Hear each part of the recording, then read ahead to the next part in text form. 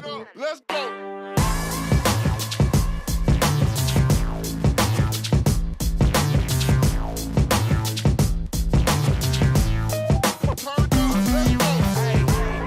Já, velkomin aftur. Við höldum hérna áfram í taktíkinni. Gunnar Örvar mættur hérna til mín. Leikmaður Magna, þeir heldur sér uppi í inkassadeildinni og ég verður bara að byrja á því. Til hamingju með það. Takk að kærlega fyrir það. Þó því að nú vissulega kannski ætlaði ykkur aðeins meiri og stærri hluti að þá hugsa maður þetta kannski þannig að ef þið hefðu verið í einhverju miðjubaráttu þá hefði verið spenna í síðasta leiknum en þið voru bara að spila úrslitaleik. Já, þetta var náttúrulega að sjálfsög ætluðu okkur miklu stærri hluti en þetta en úr því sem komið var þá held ég að við getum verið nokkuð sáttir. Og skemmtilegt að klára þetta í seinasta leiknum. Og þetta var nú ekki smá síðasti leikur, þetta var bara hreinn úrslitaleikur á móti ÍR á útivelli. Hvert var uppleggið í leiknum?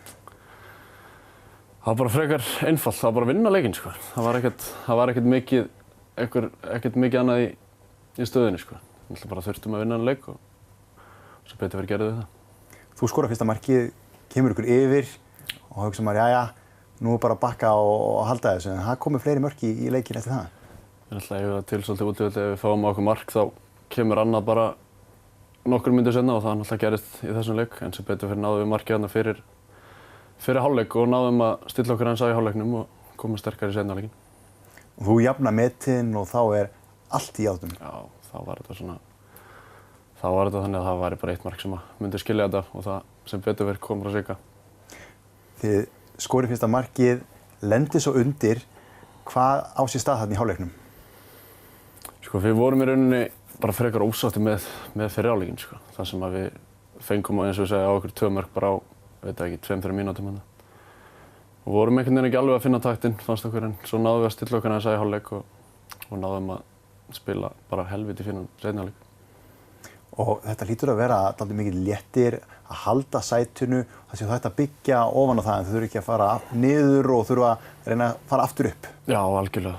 Það mjög mikilvægt fyrir klubbinn að halda sér í inkassodeildinni þar sem að það planið á næsta árum bara að stabilera sér liðið í þessari deild, allavega til að byrja með og svo bara sjá til með framhaldi.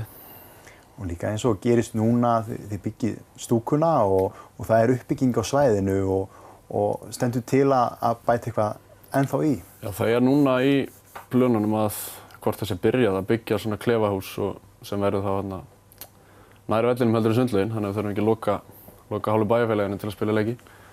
Þannig að það á eftir að vera stór plús og gera mikið fyrir þetta. Og líka bara fyrir leikmennina að geta búið til svona klefastemmingu, hún skiptir máli.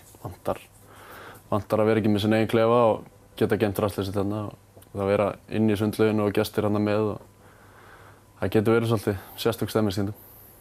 Já, það hlýtur að vera það, meðan menn að binda á sig kútana og leiðinni út í sundlaugina. Já, það hefur gengið en þetta ætti nú að vera betra en á næsta tímabili þar sem að þegar við fáum þetta hús hana með klefum og öllum græfum í. Þú hefur nú farið víða, þú byrjaði ferilinn með KA, ferði yfir í Þór og núna Magna. Hvernig þú berð svona saman þessi lið? KA og Þór eru bæði náttúrulega mun stærri félög heldur en Magni sko, en ég veit ekki hvað ég segi meira það. Það er ótrúlega skemmtilegt að vera í Magna Grenivík. Það er mikið stemming hérna, það vilja allt fyrir maður gera. Eins og maður segir bara fjölskylduklúbbur í rauninni. Og nú liðið og leikmennirnir komnir með reynslu í inkassodeildinni og þannig að næsta tímabil maður ímyndar sér að það hljóta að vera allt öðruvísi. Já, það verður allt öðruvísi, en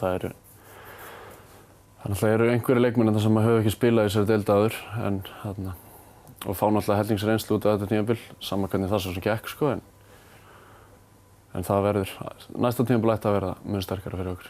Það eru hellingsgæði í þessum hóp? Já, það eru það sko. Og við náttúrulega settum planið á miklu hærra en þetta 10. sæti sem við endum í sko, en úr þessu komið ár þá erum við mjög sáttir með þetta.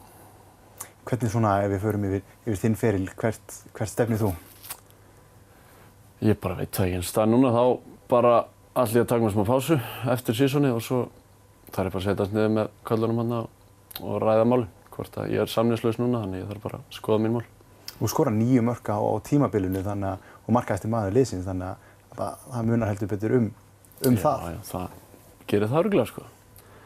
En eins og segi þá þurfum við bara að fara yfir þetta aftur núna á næstu vikum og sjá hvað gerist. Maður verður að spyrja ykkur, voruð þið aldrei farnir að efast þetta að þið næðu að halda sætinu? Nei, ekki ég held, ekki ég allavega. Við vissum alveg það hefur alltaf verið gaman að koma að æfingar, alltaf stemming í hópnum, það hefur ekki farið eins og ástundum til að gerast svona undir lok tímabils, farin menn að ekki mæta æfingar og einhver pirringur, en það var aldrei þannig, menn höfðu alltaf trú á þessu sem við ætlum okkur að gera og það skilaði sér.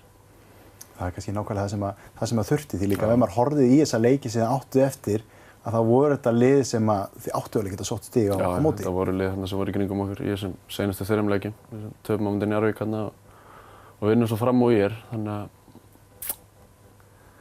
að það var hellingi séns í þessu ennþá og við vissum að við getum þetta. Fögnurinn eftir leik, hvernig, ef við ferðaðist með okkur í gegnum þetta, hvernig var tilfinningin þegar maður flaut þar loksins af? Það var svona gæsræring einhvern veginn, maður var bara fullt af fólki hlaupandi inn á völlinn þarna og þetta var gríðarlega skemmtilegt. Léttir, það var loksins búin að klára þetta. Þetta var dálítið svona eins og þið værið að vinna eitthvað, eins og þið værið að segja eitthvað. Já, það var það sko, því að við náttúrulega vorum búin að setja okkur í nánast bara ómögulega stöðu þarna á tímabili. Við vorum held ég einhverjar 10-11 mínútur úr fallsæti á sísoninu. Þannig að þetta var gríðarlega sett. Myndirðu mæla með því fyrir unga leikmenn hérna inn á Akureyri að koma og spila með Magna? Já, alveg 100%. Þú sér bara eins og Bjarna Aðarsteins og Binna sem kom frá KA, spila báði gríðarlega mikið og stórt hlutverk í liðinu og græði alveg helling að því. Fá hellingsreynslu sem er mjög dýrmætt fyrir á þessum aldri. Þetta getur bara verið þvílíkur stökkpallur fyrir leikmenn sem eru ekki endilega kannski að komast inn í hópi í Pepsi-deildinni að ná einu svona góðu tímabili, getur bara skipt öllu máli. Algjörlega sko. Þess að Bjarni spilaði frábærlega í allt sumar og hann reiknaði með að fá stærri séns á KA næsta tímabili. Það er náttúrulega þessi ungi leikmenn að leitast eftir þegar þeir eru að gera samninga. Það er ekki endilega peningurinn, það er spiltíminn. Já, algjörlega. Og á að vera svoleiðis. Bjarni og Binni og þeir fleiri sem komu frá KA og stóðu þessu bara frábærlega. Græða hellinga á þessu tímabili. Ert þú sáttur með árangurinn svona úr því sem kom með þér? Úr þeirri stöðu sem við vorum í þá er ég með sáttur sko. En við ætlum okkur að gera betur. Það er alveg 100% og við stefnum á það á næsta ári.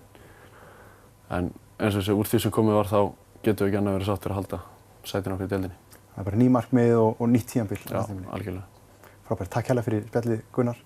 Kíkjum yfir auglýsingar og hérna eftir þær kemur Andri og ætlar að spjalla við okkur skák.